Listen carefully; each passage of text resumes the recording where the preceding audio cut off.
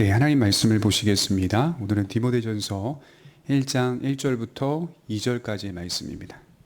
디모데전서 1장 1절부터 2절입니다. 봉독하겠습니다.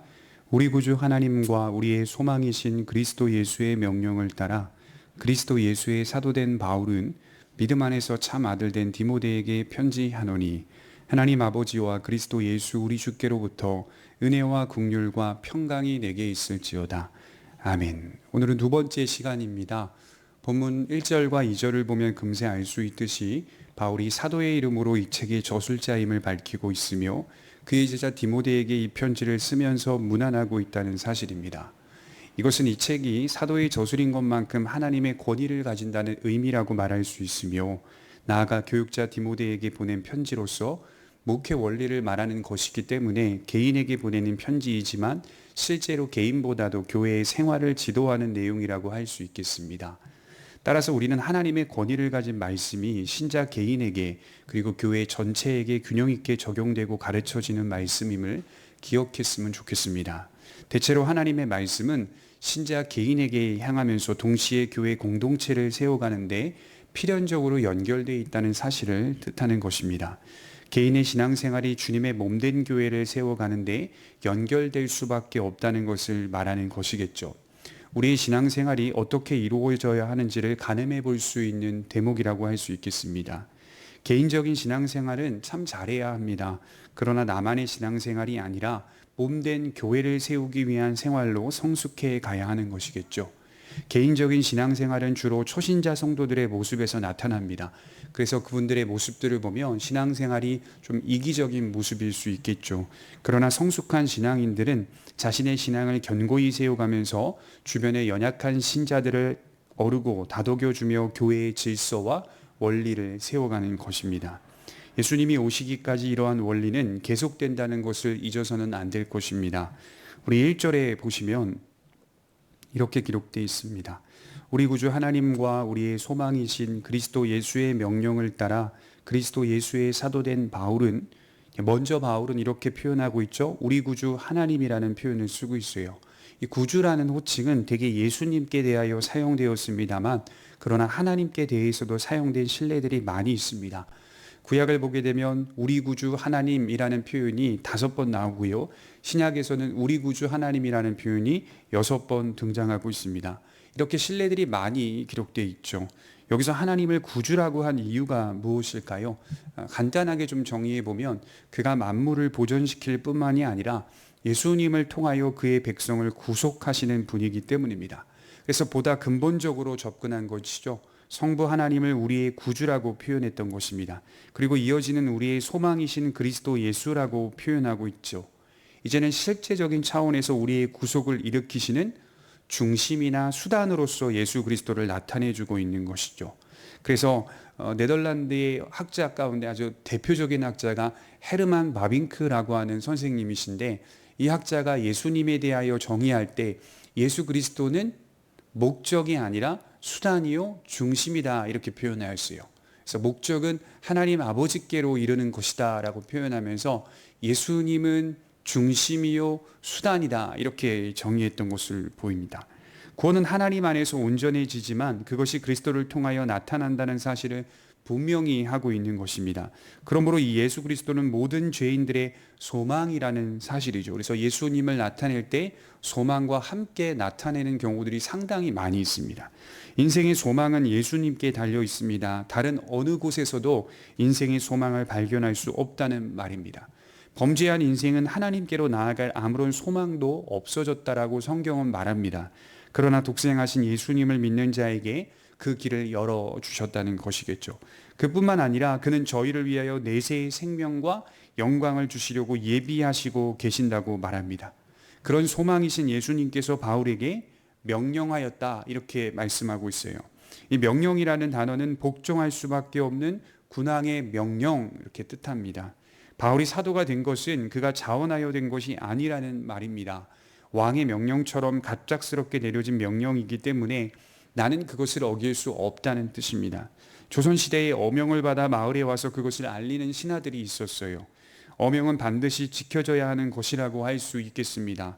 그러므로 바울 역시 사욕을 위하여 사도가 된 것이 아니요 오직 예수님의 명령을 따라 이루어진 것이기 때문에 하나님의 영광을 위하여 하나님의 뜻대로만 행하는 종이라는 뜻일 겁니다.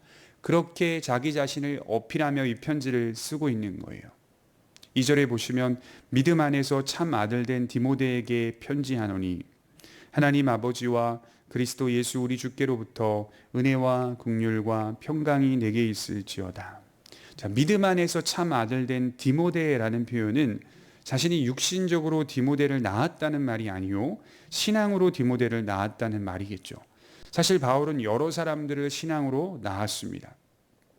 바울이 기록한 편지들을 자세히 읽어보면 바울이 낳은 사람들이 상당히 많이 있습니다. 실제로 갈라디아 교인들에게 보내는 편지를 보면 갈라디아서 4장 19절에 나의 자녀들아 너희 속에 그리스도의 형상이 이루기까지 다시 너희를 위하여 해산하는 수고를 하노니. 바울은 어떤 사람일까요? 늘 해산하는 수고를 했던 사도였습니다. 그는 여러 사람들을 믿음 안에서 낳았고 그것을 낳기 위해 고통받았던 사람입니다. 어떤 고통이죠? 해산의 고통입니다. 남자는 이걸 잘 모르겠죠. 해산의 고통이 얼마나 큰지를. 바울은 이렇게 믿음 안에서 해산하는 고통으로 많은 사람들을 낳았어요. 그러나 유독 디모데를 사랑하였습니다. 그리고 그에게 관심이 많았던 것입니다. 왜냐하면 디모데 역시 바울이 걸었던 그 길을 걸어가는 대표적인 교역자였기 때문입니다. 근본적으로 생각해 볼까요? 사실은 디모데를 낳은 것은 바울이 아니라 하나님 아버지였습니다. 성령으로 중생시켜서 그로 하여금 하나님을 아버지라고 부르도록 하신 이는 바울이 아니라 하나님이셨습니다. 하지만 우리의 삶 가운데 일하시는 하나님의 방식이 믿음의 사람들을 통해 믿지 않는 자를 생산하는 것으로 나타내시기 때문에 외형적으로 바울이 디모데의 아버지라고 할 수 있겠습니다. 이것은 바울과 디모데의 양육 관계를 나타내주고 있는 말씀이라는 사실이겠죠. 디모데가 어떻게 예수님을 믿었습니까? 어떻게 알았습니까? 바울을 만났지요. 바울이 전했죠. 바울이 전한 말씀을 디모데가 들었죠. 바울은 디모데를 만나러 달려갔죠. 이처럼 사람을 통하여서 복음이 전파되고 그가 예수님께로 돌아오는 방식이 성경에서 말하고 있는 전도에 미련한 것으로 하나님께서 일하시는 방식이라는 거예요. 로마서 10장 14절을 한번 볼까요? 로마서 10장 14절입니다.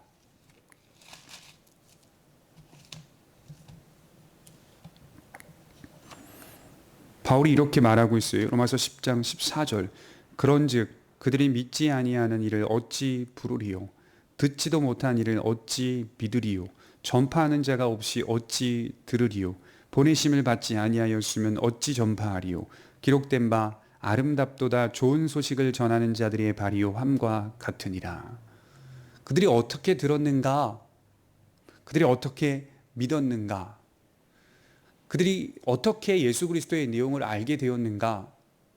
보내심을 받은 자가 있었기 때문이다. 누군가 보내어졌기 때문에 아름답도다 좋은 소식을 전하는 자의 발과 같음이요. 좋은 소식을 전하는 자의 발이 있었기 때문에 그들은 예수 그리스도를 믿고 새 생명 안에 들어올 수 있었다는 말입니다. 바울은 이렇게 많은 사람들을 낳았고 또 많은 사람들의 양육 관계 속에 들어가 있었던 사람이라는 것이죠. 바라기는 우리 성도님들도 여러 사람들을 믿음 안에서 낳는 그런 열매가 있기를 바랍니다. 여러분, 여러분들의 구원은 참 중요합니다. 그러나 우리에게 맡겨진 책임감이 있죠. 해산의 수고도 우리에게 맡겨진 겁니다. 영원히 죽을 수밖에 없는 사람들을 위해 해산하는 수고를 가진 자들입니다. 예수님을 믿고 나만이 구원받는 인생이 아니라 내가 가진 예수라는 참된 그 소망을 다른 이들에게도 말해줄 수 있는 사람으로 사는 것입니다. 나의 주변에 해산의 고통을 줄 만한 대상이 있기를 바랍니다.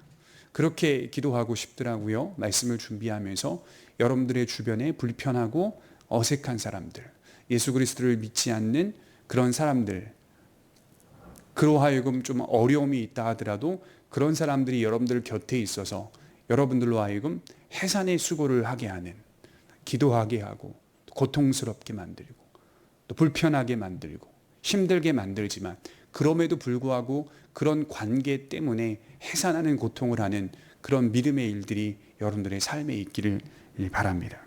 해산하는 수고가 분명히 있어야 합니다. 다른 사람을 주님께로 인도하는 데 꼭 있어야 하는 것이 바로 해산의 고통입니다. 누군가 쉽게 전도했다는 말을 하는 것을 들었어요. 제가 대학원 때도요, 강의하러 오신 무슨 고구마 전도왕 이런 그 특정한 대표적인 그런 사람들이 있었는데요. 전도가 그렇게 어렵지 않다라고 말하는 분들도 종종 있었습니다. 그러나 그렇지 않습니다. 정말 그를 위해 기도해 주어야 하고 끊임없이 권면해 주고 끊임없이 수고해야 한다면 굉장히 어렵고 불편한 일입니다. 자녀를 길러보신 분들은 아시겠지만 그런 것 같아요. 전도는 꼭 육아와 같다. 온 신경을 그 어린 자녀를 양육하는 데 사용합니다.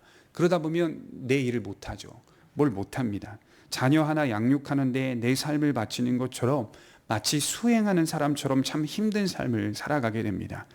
예수 그리스도를 전하고 또 다른 사람들에게 그리스도를 믿게 하기 위한 나의 수고는 해산의 수고와 같은데 굉장히 고통스러운데 온갖 신경이 그에게 다 가 있는 것과 같습니다.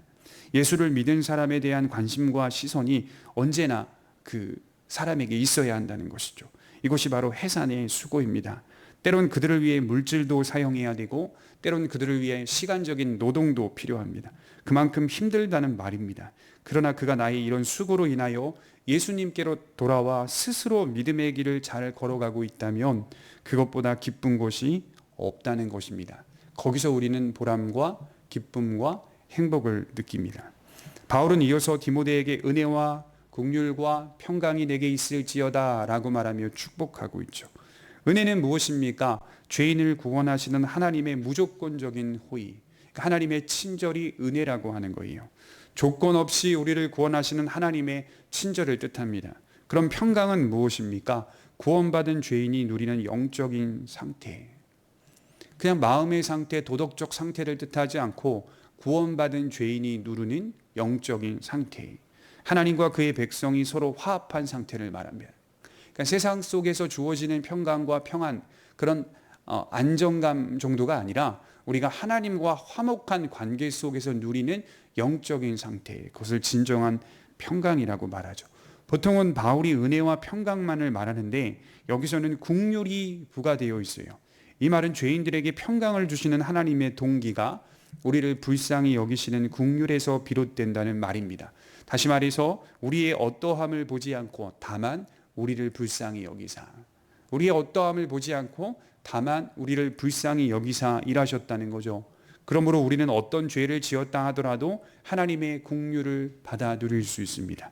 우리의 조건에 따라 당신은 되고 나는 안 되고 그런 문제가 아니라 다만 우리를 불쌍히 여기시는 하나님의 긍휼이라는 뜻입니다. 하나님의 눈에는 모든 사람들이 비참한 상태죠. 공평한 상태인 거예요. 만일 하나님께서 우리를 보시며 죄대로 갚으셨다면 우리들 중에 누가 구원받을 수 있겠습니까? 긍휼로서 대하시기 때문에 우리는 소망을 가질 수 있게 되는 것이죠. 시편 130편 3절에 보면 여호와여 주께서 죄악을 감찰하실진대 주여 누가 서리이까? 무슨 말을 하고 있죠? 하나님이 우리의 죄악을 살피신다면 누가 하나님 앞에서 설 수 있냐는 말입니다. 그래서 우리는 항상 하나님의 긍휼 앞에서 감사해야 합니다. 이렇게 또 일으켜 주시고 손잡아 주시는 긍휼 앞에 감사해야 합니다. 복음의 본질에는 하나님의 은혜가 있습니다. 누구든지 나와 회개할 수 있는 복음적 초청, 하나님의 호의, 친절함이 있습니다. 예수님은 누구에게나 호의를 베푸셨어요. 가난하고 병든 사람들에게만 호의를 베푼 게 아니라 악한 부자에게도, 악한 정치인에게도, 악한 군인들에게도 호의를 베푸셨어요. 모두가 하나님의 은혜 안으로 들어오기를 원하셨다는 겁니다.